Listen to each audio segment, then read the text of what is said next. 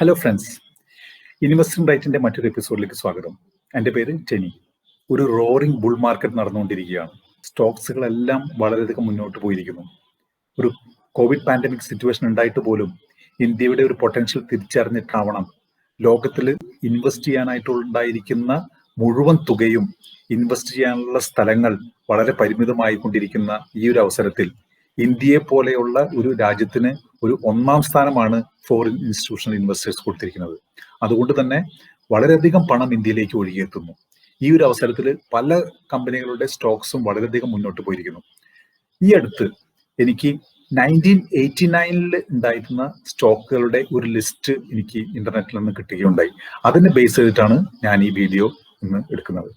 അപ്പോൾ അത് വായിക്കുമ്പോൾ പല ഇൻട്രസ്റ്റിംഗ് ഫാക്ട്സും എൻ്റെ മനസ്സിലേക്ക് ഓടിയെത്തി. അപ്പൊ നിങ്ങളുടെ കൂടെ തന്നെ ആ ഒരു ലിസ്റ്റിലുള്ള പല സ്റ്റോക്കുകളെയും ഒന്നുകൂടെ ഒന്ന് ഓടിച്ചു നോക്കാം, ഇന്നത്തെ വിലയുമായിട്ട് നോക്കാം എന്നാണ് ഞാൻ കരുതുന്നത്. എങ്കിലും ഒരു കാര്യം പ്രത്യേകം ശ്രദ്ധിക്കുക, ഈ ഒരു സ്റ്റോക്ക് ലിസ്റ്റിൽ പറഞ്ഞിരിക്കുന്ന ഒരു കമ്പനിയുടെ വിലയും ഇന്നത്തെ വിലയും മാത്രം നിങ്ങൾ താരതമ്യം ചെയ്യരുത്. അതിനുശേഷം ഈ കമ്പനി വളരെയധികം ബോണസുകളും സ്പ്ലിറ്റും ചിലപ്പോൾ ഡിവിഡൻഡും മറ്റും കൊടുത്തിരിക്കാം. എക്സാമ്പിൾ, ITCയുടെ വില ഇതിൽ 103 എന്ന് കാണിക്കണ്ടേ, 123 എന്തോ. ഇന്ന് ഇതിന്റെ വില 200 രൂപ മാത്രമാണ്. എന്നാൽ അതിന്റെ അർത്ഥം ITC ഈ 32 വർഷം കൊണ്ട് ജസ്റ്റ് ഡബിൾ ചെയ്യുക മാത്രമേ ചെയ്തിട്ടുള്ളൂ എന്നല്ല. 1977 ഇൻവെസ്റ്റ് ചെയ്തിരിക്കുന്ന ITCയിൽ നിങ്ങൾ 1 രൂപ നിക്ഷേപിച്ചിട്ടുണ്ടെങ്കിൽ ഇന്ന് 33 വർഷത്തിന് ശേഷം നിങ്ങൾക്കത് 10,000 ഇരട്ടിയായി എന്നുള്ള കാര്യം നിങ്ങൾ മറക്കരുത്.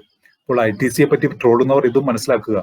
ITC വളരെയധികം നല്ല റിട്ടേൺ കാഴ്ചവെച്ചിരിക്കുന്ന ഒരു കമ്പനിയാണ്. എന്നിരുന്നാലും ഇതിൽ കാണുന്ന വിലകളും ഇന്നത്തെ വിലയും നേരിട്ട് നമുക്ക് താരതമ്യപ്പെടുത്തി നോക്കാൻ പറ്റുകയില്ല. കാരണം ഇതിനിടയിലുള്ള മറ്റ് സ്പ്ലിറ്റ് മുതലായിട്ടുള്ള കോർപ്പറേറ്റ് ആക്ഷൻസിന്റെ ഒരു വില ഞാൻ കണക്കാക്കുന്നില്ല. അപ്പോൾ ഇത് 1989 ഒരു ഷീറ്റാണ്.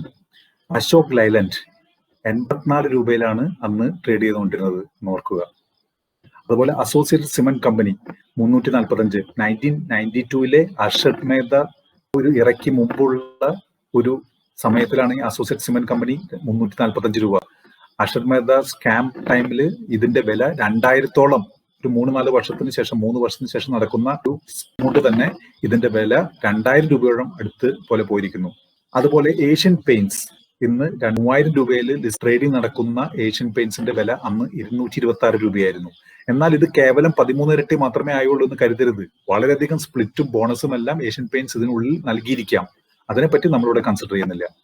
അതുപോലെ അറ്റ്ലസ് കോപ്കോ 53, ആ കമ്പനിയെല്ലാം ഇന്ന് നിലവിലില്ല. അതുപോലെ ബജാജ് ഓട്ടോ 450 രൂപ.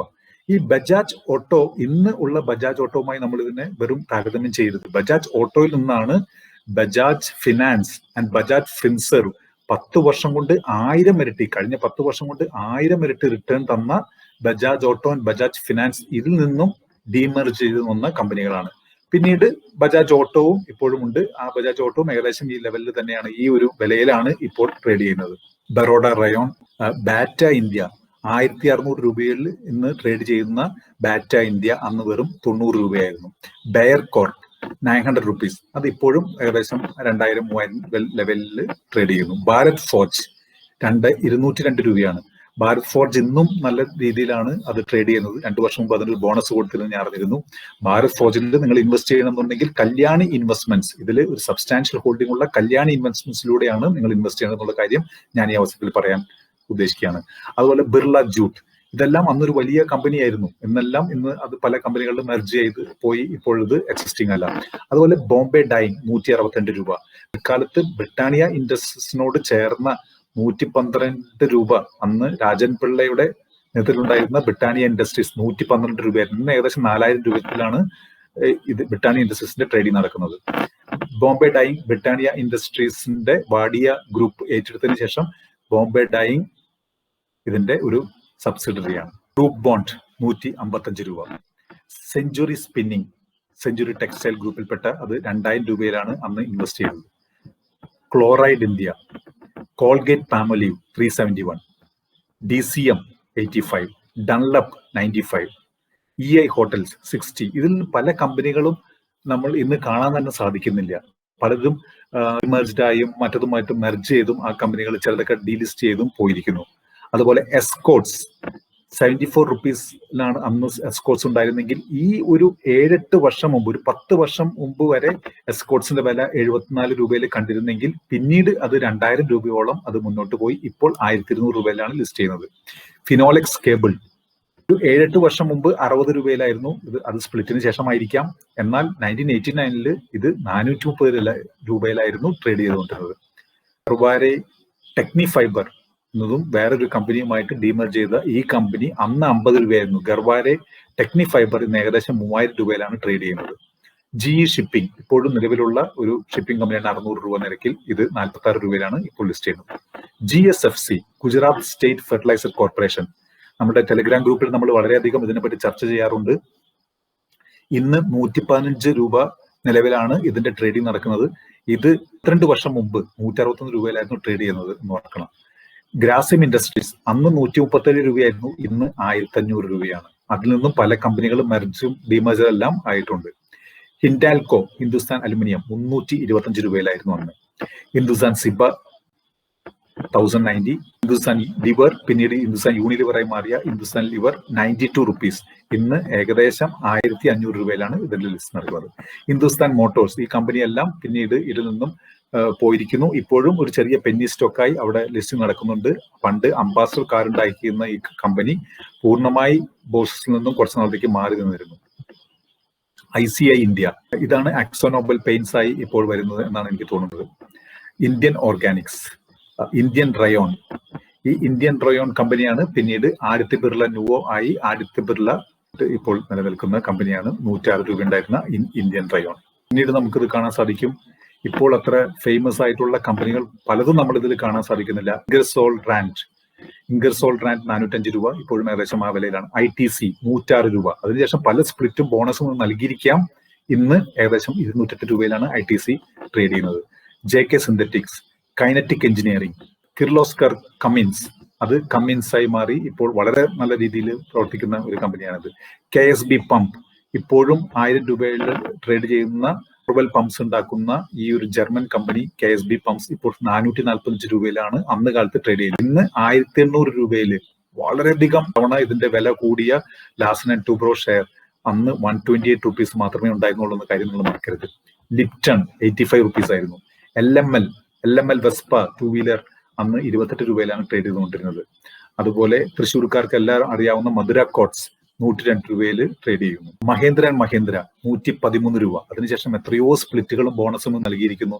അതിനുശേഷം ഈ കമ്പനി 700 രൂപയിലാണ്. ഈ കമ്പനിയായ മുഖത്ത് ഒരു പെന്നി സ്റ്റോക്കായി ഇപ്പോഴും നിലനിൽക്കുന്നു. National organics, Nirlon, Orkay silk mills, eco electronics, Pfizer, ഒരു ഫാർമ ജനറലുള്ള ഫൈസർ ഇന്ന് വളരെയധികം മുന്നോട്ട് പോയിരിക്കുന്നു. അന്ന് വെറും 80 രൂപയിലാണ് ട്രേഡ് ചെയ്യുന്നത് എന്ന് ഓർക്കുക.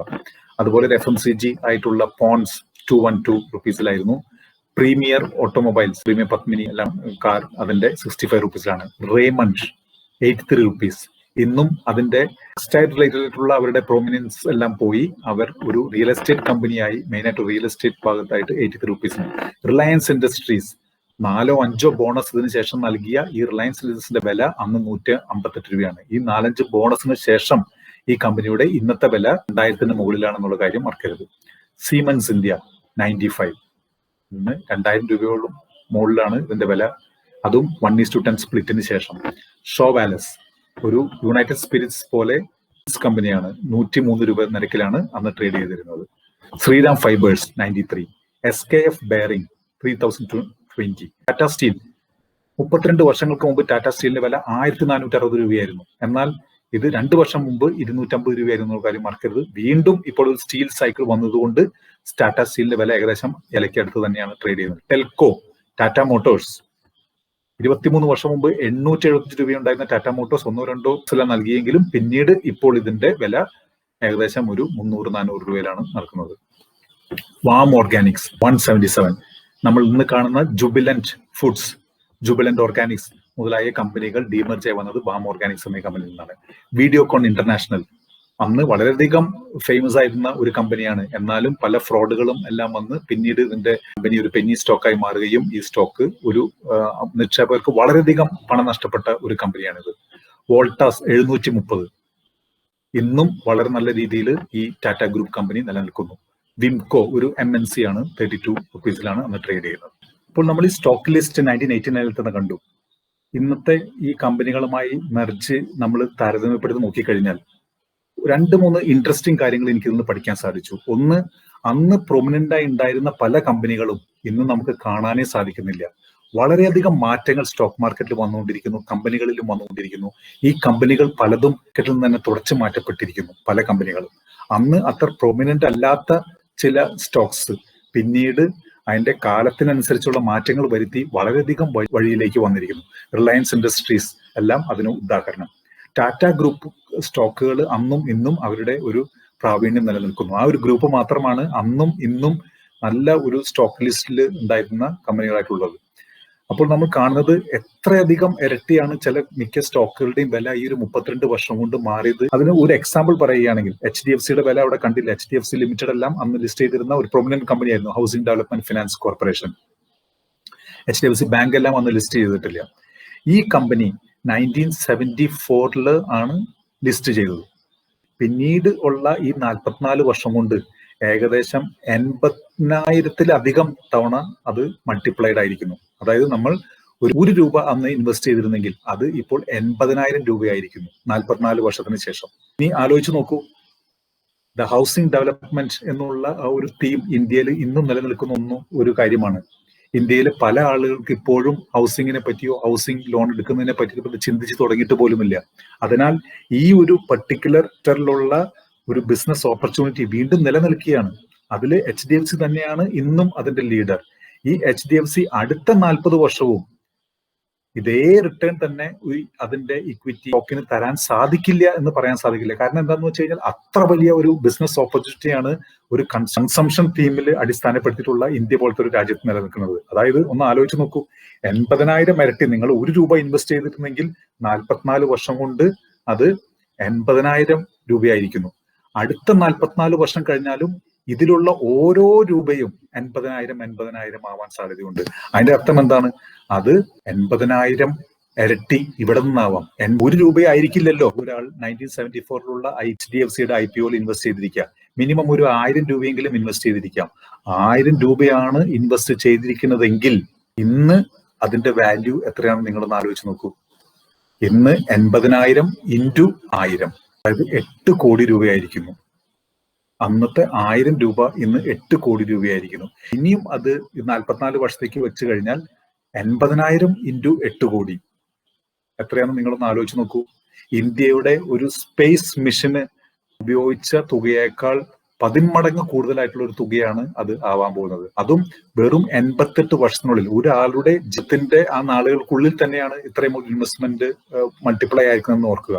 ഞാൻ ഇത് പറഞ്ഞു വന്നത് എന്താണെന്ന് വെച്ച് കഴിഞ്ഞാൽ സ്റ്റോക്ക് മാർക്കറ്റിലുള്ള അനന്ത സാധ്യതയെ പറ്റി നിങ്ങൾക്കൊരു തരുന്നതിന് വേണ്ടി മാത്രമാണ്. This just A tip of A iceberg. അങ്ങനെ വളരെയധികം സാധ്യത ഇന്ത്യയിലുള്ള പല സെക്ടറുകളിലും, ഇപ്പൊ ബാങ്കിങ് ആയിക്കോട്ടെ, ഹൗസിംഗ് ഫിനാൻസ് സെക്ടറിലായിക്കോട്ടെ, ഇൻഷുറൻസ് ആയിക്കോട്ടെ, ഇങ്ങനെയുള്ള സെക്ടറുകളിലെല്ലാം ഇനി ചുരുക്കം പറഞ്ഞു കഴിഞ്ഞാൽ HDFC ഗ്രൂപ്പ് ഏതിലെല്ലാം ശ്രദ്ധ പതിപ്പിക്കുന്നു ആ സെക്ടറുകളിലെല്ലാം വളരെയധികം ഒരു വളർച്ചയ്ക്കുള്ള ഒരു സാധ്യതയുണ്ട്. അപ്പൊ അത് പറയുന്നതിന് വേണ്ടിയിട്ടാണ്. അപ്പൊ ജസ്റ്റ് 1000 രൂപ 1974 നമ്മൾ ഇൻവെസ്റ്റ് ചെയ്തിരുന്നെങ്കിൽ, അതായത് 1000 രൂപ എന്ന് പറഞ്ഞു കഴിഞ്ഞാൽ അന്നത്തെ വില വെച്ച് നോക്കി കഴിഞ്ഞാൽ വേണമെങ്കിൽ ഒരു 20 ചാക്ക് അരിയുടെ വില, ഈ വില കൊടുത്തിരുന്നെങ്കിൽ ഇന്ന് നമ്മളുടെ ഒരു 88 വർഷത്തിന് ശേഷം ഇപ്പോൾ എത്ര കോടി രൂപയാണ്? 6,40,000 കോടി രൂപ. ഈ 6,40,000 കോടി രൂപയെ നമ്മൾ ഇന്നത്തെ ഒരു വാല്യൂയിലേക്ക് കൊണ്ടുവരികയാണെങ്കിൽ 40 വർഷത്തിന് മുമ്പ്, അതായത് ഇനിയുള്ള 44 വർഷത്തിന് ശേഷമാണ്, ഇന്നത്തെ വിലയിൽ കൊണ്ടുവരികയാണെങ്കിൽ പോലും ഇന്ത്യയുടെ ഇന്നത്തെ സ്പേസ് മിഷന് അല്ലെങ്കിൽ ചന്ദ്രയാൻ 1 and 2 സ്പെൻഡ് ചെയ്തിരിക്കുന്നതിനേക്കാൾ വളരെയധികം 10 മടങ്ങ് എമൗണ്ട് ആണ് എന്നുള്ളതാണ്. അപ്പൊ നിങ്ങൾക്ക് ചിന്തിക്കാൻ പറ്റാത്ത ഒരു വെൽത്താണ് പല കമ്പനികളും ഇൻവെസ്റ്റേഴ്സിന് കൊടുത്തിരിക്കുന്നത്. ഇതാണ് ഒന്നാമത്തെ കാര്യം. രണ്ടാമത്തെ കാര്യം, കാലത്തിനൊത്ത് മാറേണ്ടിയിരിക്കുന്നു. പല കമ്പനികളും നമ്മൾ മുമ്പ് വളരെയധികം പ്രൊമിനന്റ് ആയി നിന്നിരുന്ന 80s നിന്നിരുന്ന പല കമ്പനികളും, ഡിഗ്ജാം, സെഞ്ചുറി റിലേറ്റഡ് കമ്പനീസ് എല്ലാം ഇന്ന് നമുക്ക് കാണാനില്ല. ഇപ്പൊ ബോംബെ ഡൈയിങ് എല്ലാം വളരെ പ്രൊമിനന്റ് കമ്പനികളായിരുന്നു. ഇന്ന് അതെല്ലാം റെയ്മണ്ട്, ബോംബെ ഡൈയിങ് എല്ലാം ഒരു ചെറിയ ഒരു ഫാക്ടറി വർക്ക് റിലേറ്റഡ് ആയിട്ടുണ്ടായിരുന്ന സ്പിന്നിങ് മിൽസുകളെല്ലാം ചെറിയ റിയൽ എസ്റ്റേറ്റ് കമ്പനികളായി മാറിയിരിക്കുന്നു. ആ കമ്പനികളുടെ പ്രൊമിനൻസ് എല്ലാം പോയി പുതിയ കമ്പനികൾ, ന്യൂജൻ കമ്പനികൾ അവിടെ വന്നിരിക്കുന്നു. അപ്പോൾ ഇതാണ് രണ്ടാമത് നമ്മൾ ഇൻവെസ്റ്റേഴ്സ് മനസ്സിലാക്കേണ്ട ഒരു കാര്യം, കാലത്തിനൊത്ത് മാറുക. അപ്പൊ നമ്മുടെ ഇൻവെസ്റ്റ്മെന്റ്സിലും ഇന്ന് ഒരു data related things, platform based businesses. Pharma പോലും അതിനുശേഷമാണ്, ഈ ഒരു 1989 ശേഷമാണ് ഇന്ത്യയിൽ പ്രൊമിനന്റ് ആയത്. അതിനുശേഷം വന്ന സ്പെഷ്യാലിറ്റി കെമിക്കൽസ് മുതലായ speciality chemicals, digital theme related business എല്ലാമാണ് ഇന്ന് നിലനിൽക്കുന്നത്. അപ്പൊ അങ്ങനെയുള്ള മാറ്റങ്ങൾ നമ്മൾ ഉൾക്കൊള്ളുക, അങ്ങനെയുള്ള കമ്പനികളിലേക്ക് മാറുക. അതിനുള്ള എളുപ്പ മെത്തേഡ് എന്താണെന്നുള്ളതാണ് മൂന്നാമത്തെ കാര്യം. നമ്മൾ ഇതിലുള്ള ചെറിയ കുറച്ച് കമ്പനികളിലാണ് ഇതിനുള്ള വലിയ വളർച്ച വരും എന്ന് കരുതി ഒരു വളരെ നീണ്ട കാലയളവിലേക്ക് ഇൻവെസ്റ്റ് ചെയ്തിരുന്നെങ്കിൽ നമുക്ക് തെറ്റുപറ്റിയേനെ. നമ്മൾ ഇതിൽ 10 കമ്പനികളാണ് സെലക്ട് ചെയ്തിരുന്നെങ്കിൽ ആ കമ്പനികൾ ഇന്ന് എത്രയായിരിക്കും? ചില കമ്പനികളെല്ലാം ഇതിൽ നിന്നും തുടച്ചു മാറ്റപ്പെട്ടിരിക്കാം. അപ്പൊ നമുക്ക് വലിയ നഷ്ടം വന്നേനെ. ഇതിന് പകരം നമ്മളൊരു ETF അന്ന് നിലവിലുണ്ടായിരുന്നില്ല. എക്സ്ചേഞ്ച് ട്രേഡഡ് ഫണ്ട് എന്താണെന്നുള്ള നല്ല ഡീറ്റെയിൽ ആയിട്ടുള്ള വീഡിയോസ് ഞാൻ ചെയ്തിരിക്കുന്നു. അത് കണ്ടു കഴിഞ്ഞാൽ എന്താണ് എക്സ്ചേഞ്ച് ട്രേഡഡ് ഫണ്ട്, എങ്ങനെയാണ് ഇൻവെസ്റ്റ് ചെയ്യേണ്ടതെന്നെല്ലാം കൃത്യമായി പറഞ്ഞു തരും. അപ്പോൾ ഈ ഒരു വീഡിയോയിൽ എനിക്ക് പറയാൻ ഉദ്ദേശിക്കുന്നത്, നമ്മളൊരു എക്സ്ചേഞ്ച് ട്രേഡഡ് ഫണ്ടിലാണ് ഇൻവെസ്റ്റ് ചെയ്തിരുന്നെങ്കിൽ, അല്ലെങ്കിൽ നമ്മൾ ഇൻവെസ്റ്റ് ചെയ്തത് നല്ല മ്യൂച്വൽ ഫണ്ട്സിലായിരുന്നുണ്ടെങ്കിൽ, ആ ഫണ്ട് മാനേജർ തന്നെ അതിൽ ഏറ്റവും നല്ല കമ്പനികളെ നമുക്ക് വേണ്ടി സെലക്ട് ചെയ്ത് ഇന്ന് ഓപ്പൺ ചെയ്ത് നോക്കുകയാണെങ്കിൽ TCS, Infosys, HDFC bank, Reliance ഇങ്ങനെയുള്ള കമ്പനികൾ നമുക്ക് അതിൽ കാണാൻ സാധിച്ചേനെ. അപ്പോൾ അതും മൂന്നാമത്തെ ഒരു പാഠമാണ് ഇൻവെസ്റ്റേഴ്സ് പഠിക്കേണ്ടത്. അതായത് നമ്മൾ ലോങ് ടേമിന് ഇൻവെസ്റ്റ് ചെയ്യുമ്പോൾ ഇൻഡിവിജ്വൽ സ്റ്റോക്കുകൾ ഇൻവെസ്റ്റ് ചെയ്ത് കണ്ണടച്ച് ഇനി പിന്നെ അതിനെപ്പറ്റി ചിന്തിക്കുകയേ വേണ്ട എന്ന രീതിയിൽ വെച്ച് കഴിഞ്ഞാൽ അതിൽ നഷ്ടം വരാനുള്ള സാധ്യത കൂടുതലാണ്. നമ്മൾ അങ്ങനെ ചെയ്യുന്ന വളരെ കാലയളവ് കൂടിയ ഒരു തരത്തിലാണ് ഇൻവെസ്റ്റ് ചെയ്യുന്നതെങ്കിൽ ETF ആൻഡ് മ്യൂച്വൽ ഫണ്ട്സിനെ ആശ്രയിക്കേണ്ടിയിരിക്കുന്നു. അതുപോലുള്ള പല കാര്യങ്ങളും നമ്മളുടെ ഈ യൂട്യൂബ് ചാനൽ നമ്മൾ ഡിസ്കസ് ചെയ്യുന്നുണ്ട്. നമുക്ക് വളരെ ഇൻട്രസ്റ്റിംഗ് ആയിട്ടുള്ള സ്റ്റോക്ക് മാർക്കറ്റ് റിലേറ്റഡ് കാര്യങ്ങളും ഇങ്ങനെ സ്ട്രാറ്റജീസ് യൂസ് ചെയ്ത് നിങ്ങൾ കൂടുതൽ ലാഭം നേടാം. ഇതിന്റെ ഡെഫിനിഷൻസ് പറഞ്ഞു പോവുക എന്നുള്ളതല്ല. അതിന്റെ ഡെഫിനിഷൻ മനസ്സിലാക്കുന്ന കാര്യമില്ല. പക്ഷെ നിങ്ങൾക്ക് വെറുതെ സ്റ്റോക്കിന്റെ പേര് മാത്രം മതി എന്ന് കരുതുന്ന നിങ്ങൾ ഉണ്ടെങ്കിൽ നിങ്ങൾ ഒരു തെറ്റായ വഴിയിലൂടെയാണ് നിങ്ങൾ പോകുന്നത്. നിങ്ങൾ കറക്റ്റായി സ്റ്റോക്ക് മാർക്കറ്റിൽ ഇൻവെസ്റ്റ് ചെയ്യുമ്പോൾ ഇതിന്റെ ടേംസും ഇതിന്റെ എങ്ങനെയാണ് പ്രവർത്തിക്കുന്നതെന്നും അതിന്റെ നമ്മൾ ഇൻവെസ്റ്റേഴ്സ് അറിഞ്ഞിരിക്കേണ്ട ചില ഭാഗങ്ങളുണ്ട്. അത്രയും കാര്യം നമ്മൾ കറക്റ്റായിട്ട് മനസ്സിലാക്കും. ഇപ്പോൾ നമ്മൾ ബസ് ഓടിക്കാൻ പോകുമ്പോൾ അതിന്റെ എഞ്ചിൻ എങ്ങനെ പ്രവർത്തിക്കുന്നു, അതിന്റെ എവിടെ എങ്ങനെയാണ്, എന്താണ്, ഇതെല്ലാം നമുക്ക് അറിയേണ്ട ആവശ്യമില്ല. പക്ഷെ ബസ് ഓടിക്കുന്നതിന് വേണ്ട ചില അത്യാവശ്യ കാര്യങ്ങൾ നമ്മൾ അറിഞ്ഞിരിക്കേണ്ടതുണ്ട്. അത് എനിക്ക് സ്റ്റിയറിംഗ് തിരിക്കാൻ മാത്രം അറിയാം, വേറെ ഒന്നും ഞാൻ അറിയില്ല എന്ന് പറഞ്ഞാൽ നമുക്ക് ബുദ്ധിമുട്ടാണ്. വേറെ പല കാര്യങ്ങളും ശ്രദ്ധിക്കേണ്ടിയിരിക്കുന്നു. ആ കാര്യങ്ങളെ പറ്റിയിട്ടാണ് നമ്മുടെ ഈ യൂട്യൂബ് ചാനലിൽ നമ്മൾ ശ്രദ്ധയൂന്നി നമ്മൾ അതിൽ പറഞ്ഞുകൊണ്ടിരിക്കുന്നത്. യൂട്യൂബ് ചാനൽ കൂടാതെ തന്നെ നമ്മുടെ ടെലിഗ്രാം ഗ്രൂപ്പിൽ നമ്മൾ ഇതെല്ലാം ഡിസ്കസ് ചെയ്യുന്നു. അപ്പൊ നിങ്ങൾക്ക് സമയമുണ്ടെങ്കിൽ ആ ടെലിഗ്രാം ഗ്രൂപ്പിൽ നിങ്ങൾ ജോയിൻ ചെയ്യാം. പുതിയ സ്റ്റോക്കുകളുടെ റിപ്പോർട്ട്സ്, അതിന്റെ മൂവ്മെന്റ്സ്, പുതിയ IPOs, അങ്ങനെ പുതിയ ഇൻവെസ്റ്റ്മെന്റ് ഓപ്പർച്യൂണിറ്റീസ് എല്ലാവർക്കും പറ്റി എല്ലാം നമ്മൾ ഡിസ്കസ് ചെയ്യുന്നു. കൂടാതെ സെഷൻസ് ഉണ്ടാവുകയാണെങ്കിൽ എന്തെങ്കിലും ഒരു പർട്ടിക്കുലർ ടോപ്പിക്കിനെ പറ്റി നമ്മൾ സെഷൻസ് ഒരു ക്ലാസ് പോലെ എടുക്കുകയാണെങ്കിൽ അതിനെപ്പറ്റിയുള്ള എല്ലാ വിവരവും നമ്മളവിടെ സെർച്ച് ചെയ്യും. നിങ്ങൾ ടെലിഗ്രാം ഗ്രൂപ്പിൽ investing_right ഇന്ന് തന്നെ ചേരാൻ നോക്കുക. Thanks for watching. Investing right mutual ഫണ്ട്സിനെ ഇഴകീറി പരിശോധിക്കുന്നു. അതിന്റെ വിവിധ ടാക്സ് ഒപ്റ്റിമൈസേഷൻ വഴികൾ ഞങ്ങൾ നിങ്ങൾക്ക് പറഞ്ഞു തരുന്നു. നിങ്ങളറിയാത്ത പലതും അതിലുണ്ടാകും. നാട്ടിലിരുന്നു കൊണ്ട് തന്നെ ഫേസ്ബുക്ക്, നെറ്റ്ഫ്ലിക്സ്, ആമസോൺ, ഗൂഗിൾ എന്നിങ്ങനെയുള്ള കമ്പനികളിൽ എങ്ങനെ ഇൻവെസ്റ്റ് ചെയ്യാം, കുട്ടികളുടെ പേരിൽ മ്യൂച്വൽ ഫണ്ട് എടുത്താൽ കിട്ടാവുന്ന ടാക്സ് സേവിങ്സ് എന്തൊക്കെ, ഒരു നല്ല ഫണ്ട് തിരഞ്ഞെടുക്കുന്നതിനുള്ള ക്രൈറ്റീരിയാസ് എന്തെല്ലാം, അതനുസരിച്ച് ഇപ്പോൾ നിക്ഷേപിക്കാവുന്ന ഫണ്ടുകൾ, റിട്ടയർമെന്റ് പ്ലാനിംഗ് എങ്ങനെ ചെയ്യാം, ഒരു വിൽപത്രം എങ്ങനെ എഴുതാം, മാർക്കറ്റിൽ അവൈലബിൾ ആയിട്ടുള്ള best insurance, best 3-in-1 account, bank account, കൂടാതെ നിക്ഷേപയോഗ്യമായിട്ടുള്ള സ്റ്റോക്കുകളുടെ അനാലിസിസ്. ഈ വീഡിയോയിൽ ഉള്ള പലതും ഒരു ലൈവ് ഇൻവെസ്റ്റർ ഓഡിയൻസിന് നടത്തുന്ന വെബിനാറിൽ നിന്നുള്ളതാണ്. ഈ ചാനൽ സബ്സ്ക്രൈബ് ചെയ്യാൻ മറക്കരുതേ. നിങ്ങൾക്ക് ഇത് ഇഷ്ടപ്പെട്ടെങ്കിൽ നിങ്ങളുടെ ഫ്രണ്ട്സുമായി ഇത് ഷെയർ ചെയ്യുക. Thanks for watching.